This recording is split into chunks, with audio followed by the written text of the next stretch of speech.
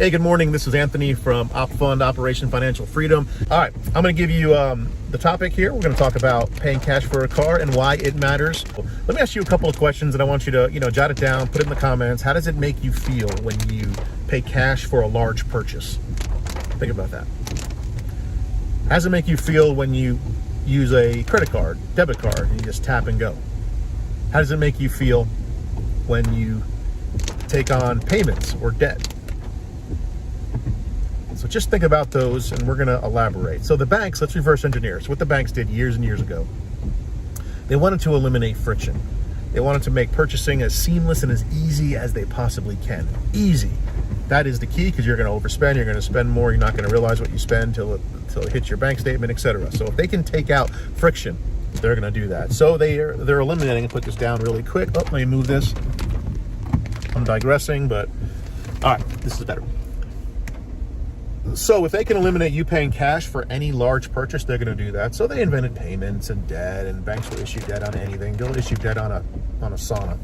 It's crazy. People getting it for couches and roofs and windows and mufflers and rims and on. And I can go on and on, but that'll be for another video. We'll talk about debt in its purest form, which I don't like debt. But anyway, no, I won't get into it right now. So anyway, so what the banks did was they wanted to eliminate friction. So they said, you know what, cash is friction. It makes people kind of wonder, all right, I'm giving you cash and I'm getting an item and I'm moving on. So when you think about that, is when you hand cash over, you're handing it over, they're handing you the item, and then you walk out. You don't get your payment item back. So there's a little bit of a friction with that.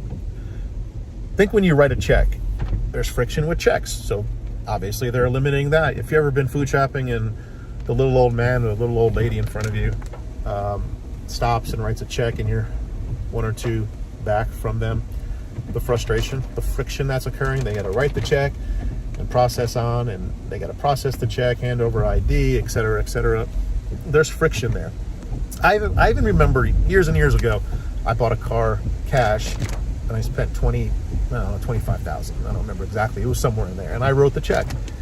And I remember in that second field, we have to write out, $25,686.34. I didn't even know how to do that. I think I even messed up one check. And I remember the salesman, he looked at me and he goes, because I was quite young, he goes, "What do you do for a living?" Just kind of shocked, because he wanted to get me on payments, because that's what they do. And that was a Land Rover. That was an older one. And I love that. I love that truck. That thing was awesome. I wish I still have that. But there was a lot of friction around that, a lot of questions and a lot of processing, and the check's got to wait, and they got to scan it through and have an ID card and a phone number and birth certificate and all this kind of stuff. So roads are windy up here. Give you a little view. Not much of a view. So the banks are trying to, and stores, they're trying to eliminate that. So then they went to the credit card, and they processed the old credit card machine. They would swipe it through and it'd give a carbon copy, etc. And then they went to credit cards, where you actually swipe through, you put it through the machine. I think, we still use that. But now we're at tapping. You just tap the card, the little chip just taps on there, and then you go. Now it's where you can just use your watch or phone. You kind of just walk up and use that. Now, double now, I believe Amazon's doing it at Whole Foods. They're testing it. You literally have an RFID shopping cart, and it has your credit card on file, and you just walk through the store, load the card up, and leave. So if you listen to what I'm saying, this is their goal, is to eliminate friction, to have you overspend or go on a payment, which payments seem doable, right? I got $300 a month. That's what I'm going to do for 72 months. And even payments and debt and non-friction, it aids the impulsiveness. It adds to that level, right? So if you're looking at a car, let's go back to that now, back to the original thought into this video here, was if you buy a car with debt, with the payment, say it's $32,000, for $8 more a month, you can buy a car for $34,200. You're gonna go, sure. But think about that $2,200, that margin, debt-wise, over the course of years. I'm gonna have a video on that just to show you the ramifications that can do to your net worth. So if they can get you on credit card, on swipe, on just tapping, walking out of a store with a chip in the cart that's linked to your checking account, payments, and get your mind off of cash. That's what they want to do. And there's probably people watching this that maybe sell stuff that I'm talking about and know this angle. So what I'm asking you to do, and what I'm begging for you to consider, is to pay, especially for a car because it depreciates in value, with cash. You can do that. You can save the money. You can. Trust me. Yes, you can. And I'm going to get to a point as to why it does work and how it works. You can save the money. You can sell things. You could get your first car, and then obviously you sell that next car, or you sell that to get your next car, and you got a little value left in that car. But you can do that. So paying cash, what it does, and here's the solution. What it does is it actually slows you down. It slows down the purchasing process. It creates this calm, wise, methodical choice, patience. It allows you to make wiser choices. And that's so important when you're purchasing something, especially a large purchase. You don't want to just dump it on a car payment, because you can handle $300 a month or $700 a month, but you can't handle dropping $42,000. So it calms you down and it makes you make a wiser, value-based choice. So then what happens is you go in, you have your cap, you're living within your means. This is what you can spend. No one can talk you into that $2,200 more, because you don't have it. This is what you have. But you hold your cards close, and then what you do is you go in and you look for the price that's going to be best suited within your budget, within the amount of money that you're allocating towards that purchase. It's so important. It just makes you make a wiser choice. There's so much friction, but that friction is healthy. You should feel that friction when you're in there purchasing this car with cash. It's like, wow, I saved $20,000. I can't part with that. Friction, healthy friction. You'll part with it because it's the best thing to do.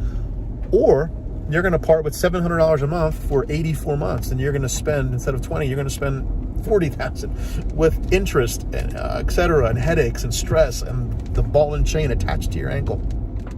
All these factors are going to come into place with debt, because debt, you are enslaved to that money. That's future money that you're robbing yourself from. But again, we're going to get into a video about debt, and I'm going to talk all about it because I love talking about debt. But that's what you do. That's what you do when you pay cash. You save up, you sell things, you purchase a vehicle with cash.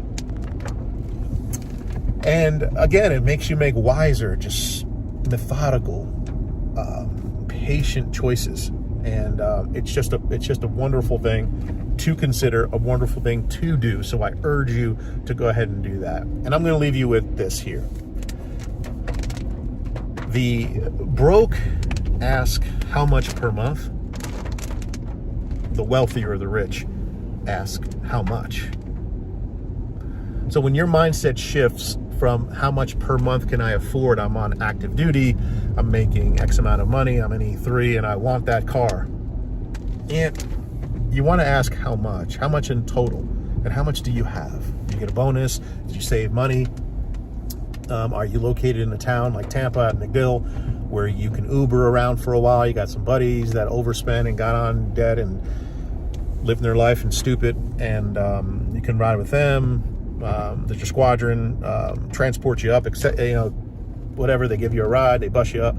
But there's ways to do that while you're saving and while you're embracing true financial freedom. So just remember that. The broke ask how much per month, the wealthy ask how much. And that's just going to cause you to buy, not new, a quality used car. It's going to even cause you to buy a quality used car at a lower rate, where you can, maybe even if you had 20,000, you maybe even buy one at 15, then you have 5,000 to go ahead and take it off the dealership lot and fix it up yourself. Put some new tires on it, change out whatever you need to change out with. But that's at your cost and at your value. So I hope this video helps, and please comment, contact me. I will walk you through how to pile up the money to get a new car. I'll walk you through the processes. I'm here to help. I just want to help you veterans, you active duty guys, your families.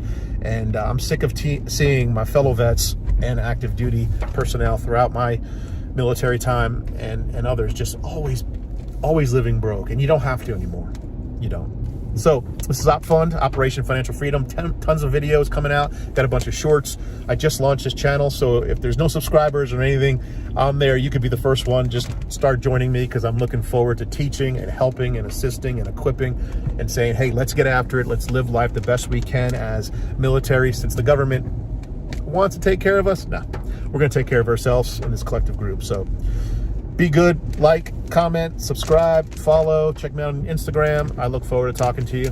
See you on the next. Bye.